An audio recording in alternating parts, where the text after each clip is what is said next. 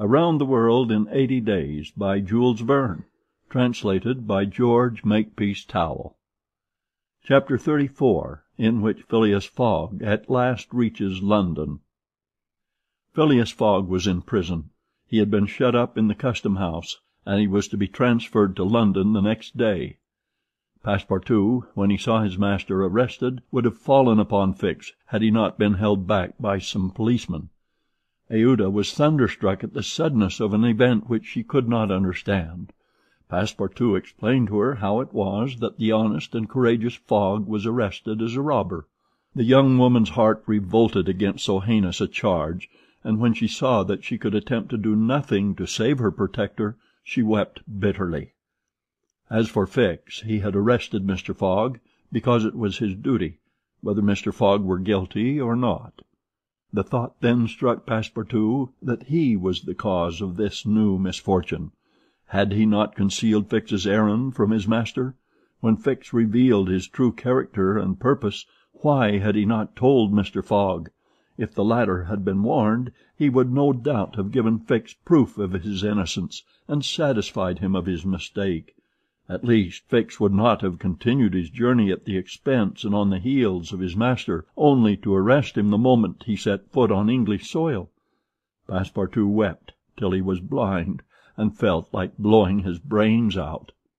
Aouda and he had remained, despite the cold, under the portico of the Custom House. Neither wished to leave the place. Both were anxious to see Mr. Fogg again. That gentleman was really ruined, and that at the moment when he was about to attain his end. This arrest was fatal.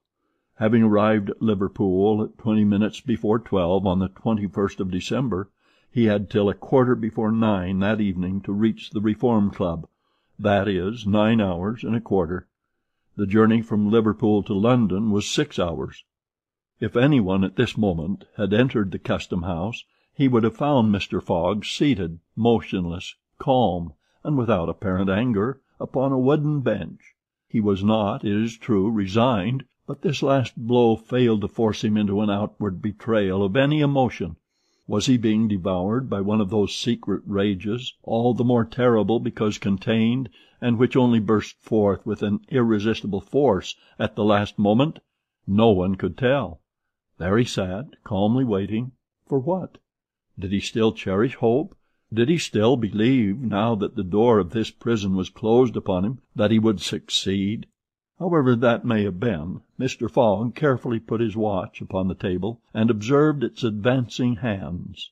Not a word escaped his lips, but his look was singularly set and stern.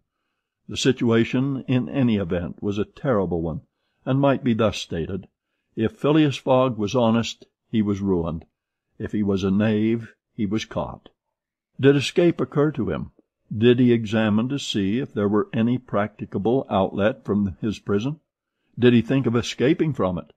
Possibly. For once he walked slowly around the room. But the door was locked, and the window heavily barred with iron rods.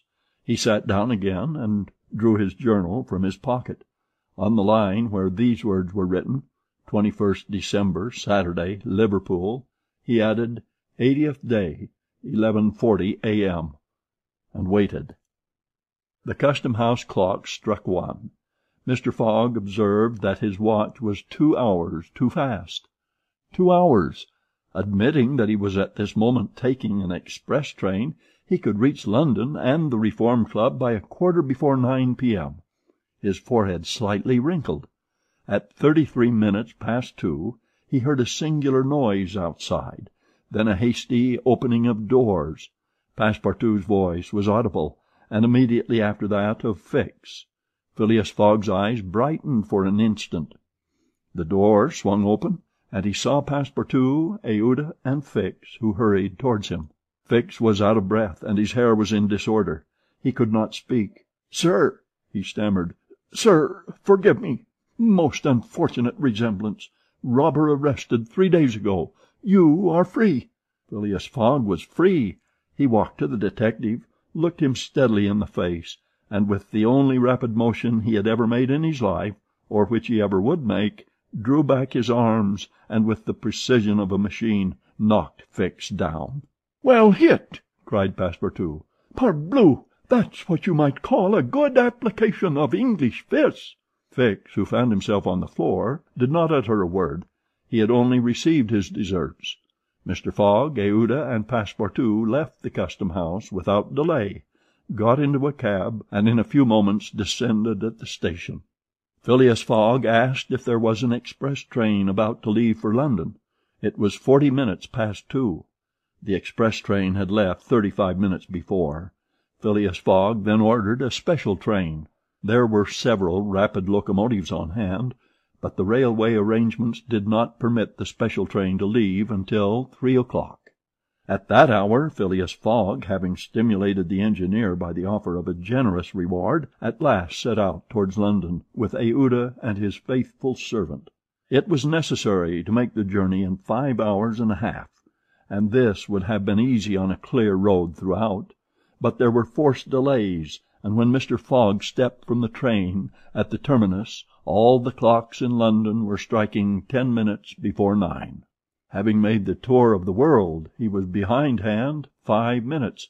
He had lost the wager. Chapter 34